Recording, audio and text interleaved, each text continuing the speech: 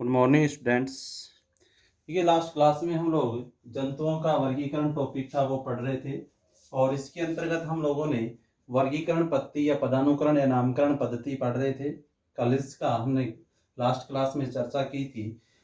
वर्गीकरण पद्धति का जो श्रेय जाता है कैरोलस लिनियस वैज्ञानिक को मैंने बताया था। इनके अनुसार ये भी बताया था प्रथम अक्षर क्या होना चाहिए वंश का, द्वितीय अक्षर क्या होना चाहिए जाति का।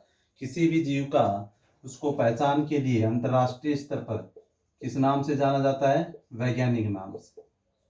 और वैज्ञानिक नाम में दो शब्द प्रयोग किया जाता था, या हम बोले जो प्रथम होता है वो वंश और द्वितीय क्या होता है उसकी जाति। किसी भी जीव के वैज्ञानिक नाम में दो शब्द देखने को मिलते हैं। प्रथम क्या होगा?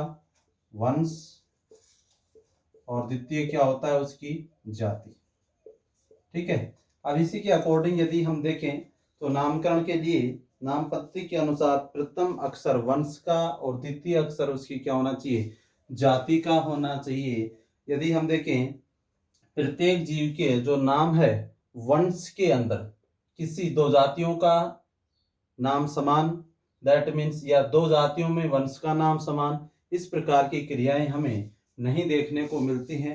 हम बोल सकते हैं प्रथम अक्षर जो होता है किन्हीं भी जातियों में, एक वंश में किन्हीं दो जातियों के नाम समान नहीं होने चाहिए। एक वंश में दो जातियों के नाम समान नहीं होने चाहिए।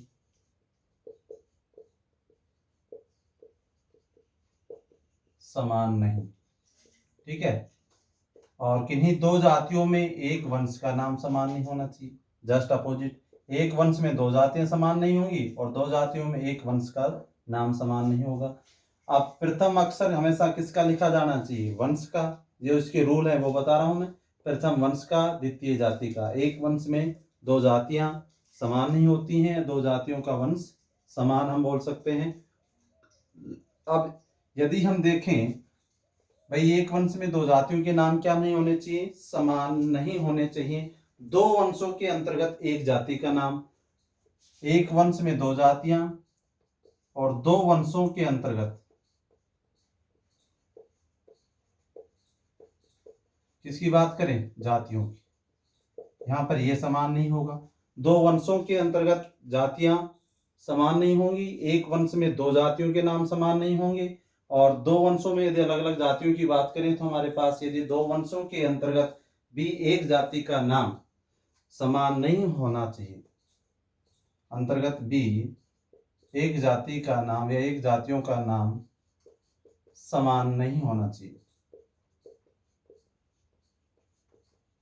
सीधी सी बात है। यहां पर देखो, यदि एक वंश है, दो जातियों के नाम समान नहीं होंगे। किसमें? एक वंश। दो वंश के अंतर्गत भी जाति का नाम क्या नहीं होगा? समान नहीं होगा। ये थोड़ा सा बोलने और समझने में थोड़ा सा आपको अटपटा सा लग रहा होगा, बट जब इसके रूल आगे और पढ़ेंगे हम लोग अच्छी तरीके से समझ में आ जाएगा। जंतु जगत में एक ही वंश में दो जातियों के नाम समान नहीं होते हैं और दो वंशों के अंतर्गत किसी भी जाति का नाम समान नहीं होता है। वैज्ञानिक नाम लिखते समय याद रहे हमें, प्रथम नाम क्या होगा उसका? वंश का होता है, और द्वितीय नाम उसकी क्या होती है? जाति। यदि और भी लिखने के तरीके की यदि हम आगे बात करें तो प्रथम वंश में यदि अक्षर जो आता है, वर्ड जो आता है, वो हमेशा क्या होना चाहिए? बड़ा होना चाहिए। जाति का जो प्रथम अक्षर होता है, वंश के प्रथम अक्षर और जाति के प्रथम अक्षर की बात कर रहे हैं। वंश का प्रथम अक्षर बड़ा, जाति का प्रथम अक्षर छोटा। इटालियन लिपि नेक्स्ट रूल होता है। इटालियन लिपि या क्रेसिव हैंड राइटिंग या लैटिन भाषा में नाम लिखा जाना चाहिए। इस प्रकार से नामकरण पद्धति के कुछ रूल्स दिए गए हैं। अब हम कुछ साइंटिफिक नाम देखते हैं, अर्थात वैज्ञानिक नाम जिनको बोलते हैं।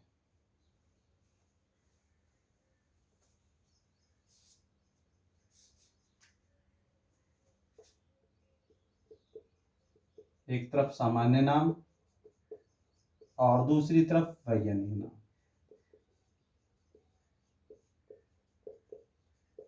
ठीक है भाई, एक तरफ हम सामान्य नाम देखते हैं, दूसरी तरफ वैज्ञानिक। जैसे सबसे फर्स्ट देखिए हम मानव का। मानव का वैज्ञानिक नाम क्या हो जाएगा? Homo sapiens.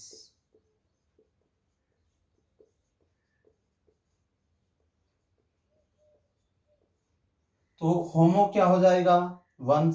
सैपियंस क्या हो जाएगी? इसकी जाति। किसकी बात कर रहे हैं? मानव की। दूसरा नाम यदि हम देखें कुत्ता, कैनिस फेमिलस।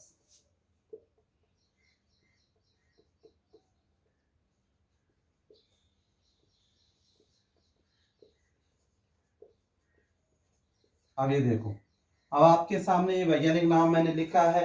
अब यहाँ पर देखिए कैनिस फेमिलस में, तो हमारे पास वंश कौन सा होगा? कैनिस। फेमिलस क्या हो जाएगी? उसकी जाति। किसकी बात कर रहे हैं? डॉग या कुत्ता की। तीसरा नाम देखिए हम लोग, जैसे मान लीजिए गाय। गाय का वैज्ञानिक नाम क्या होता है? Boss indica. क्लियर हो गया? क्या होता है? Boss indica. अब यहाँ पर बॉस क्या हो जाएगा? वंश। इंडिका क्या हो जाएगी? जाति। नेक्स्ट देखिए यदि हम मेंढक,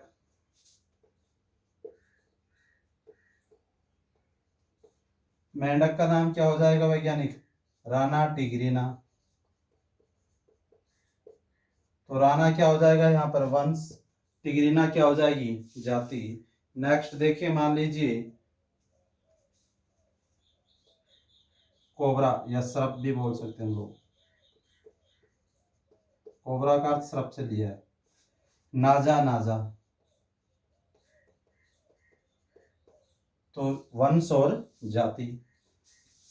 नेक्स्ट यदि हम देखें, मान लीजिए चूहा है हमारे पास, रेटस, रेटस है। इस प्रकार से बहुत सारे नाम हम वैज्ञानिक नाम देख सकते हैं, जिसमें प्रथम अक्षर क्या मिलेगा? उसका वंश का, और द्वितीय अक्षर किसका मिलेगा? जाति का। यदि हम बात करें मक्खी, ये कई बार पूछ लिया जाता है, जो घरेलू मक्खी या मक्खी का वैज्ञानिक नाम क्या होता है? मस्का डोमेस्टिका। क्या होता है? मस्का डोमेस्टिका। तो यहाँ पर सिर्फ आपको जो क्लियर करना है, वैज्ञानिक नाम में क्या लिखा जाता है, कैसे लिखा जाता है, ये चीजें और भी हम जब क्लासें स्टार्ट होंगी रनिंग में, तब फिर से भी इस पर चर्चा करेंगे। तो सामान्य नाम और वैज्ञानिक नाम। वैज्ञानिक नाम में प्रथम अक्षर वंश का, द्वितीय अक्षर किसका होना चाहिए? जाति का। ये हमें अच्छी तरीके से पता होना चाहिए। अब देखिए कई बार क्या होता है, किसी जाति का उप प्रारूप मिलता है, जिसको क्षेत्रीय आधार पर भी हम बोल सकते हैं। जाति का उप प्रारूप मिल जाता है, तो उसे जाति के बाद उपजाति के नाम से लिखा जाता है। क्या लिखा जाता है? जाति के बाद उपजाति के नाम से लिखा जाता है। इस प्रकार से जंतुओं की वर्गीकरण पद्धति या पदानुकरण या नामकरण जो पद्धति है, यह कैरोलस लिनियस वैज्ञानिक के द्वारा जंतुओं को उनकी समानताओं व असमानताओं के आधार पर पहचानने के लिए दी गई थी। अब यदि हम इसमें बात करें, हमारे पास वर्गीकरण व वर्गीकी टॉपिक की, देखिए हम ब्रांच भी इसमें पढ़ी थी भाई, जीव जगत के अंदर या जीव विज्ञान में जीवों की जो पहचान व नाम है, वह वर्गीकरण के कुछ नियमों के आधार पर है। इनको मैं हटा रहा हूं।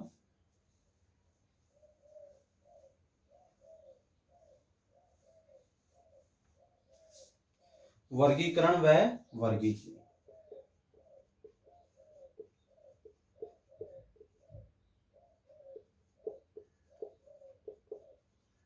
आपने एक ब्रांच पढ़ी थी, मैंने बताई थी टैक्सोनॉमी। टैक्सोनॉमी जिसका अर्थ होता है वर्गीकरण व वर्गीकी, अर्थात जिसमें जंतुओं का क्या किया जाता है? वर्गीकरण, या जंतुओं को अलग अलग वर्गों में क्या किया जाता है? बांटा जाता है। उस शाखा के अनुसार ही यहाँ टॉपिक हमारे पास, जैसे हम बोल सकते हैं वर्गीकरण व वर्गीकी। जीव विज्ञान में जीवों की पहचान, नामकरण, वर्गीकरण के नियमों के आधार पर कुछ लक्षण यदि हम जीवों के देखें, तो वो लक्षण जो है वर्गीकरण के आधार पर निर्भर करते हैं। अर्थात हम बोल सकते हैं ये जो वर्गीकरण या वर्गीकी है, जीवों के लक्षणों के आधार पर भी जंतुओं या जीवों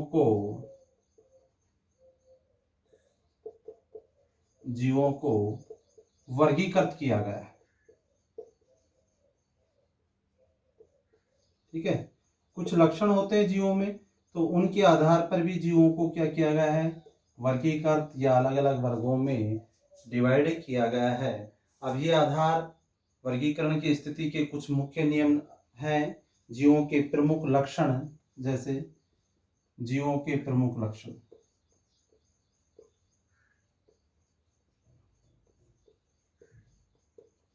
प्रमुख लक्षणों के आधार पर हो सकता है। नेक्स्ट यदि हम बात करें तो हमारे पास पहचान, नामकरण, वर्गीकरण, दूसरा है उसकी पहचान के लिए, उसके नामकरण के लिए और वर्गीकरण के लिए।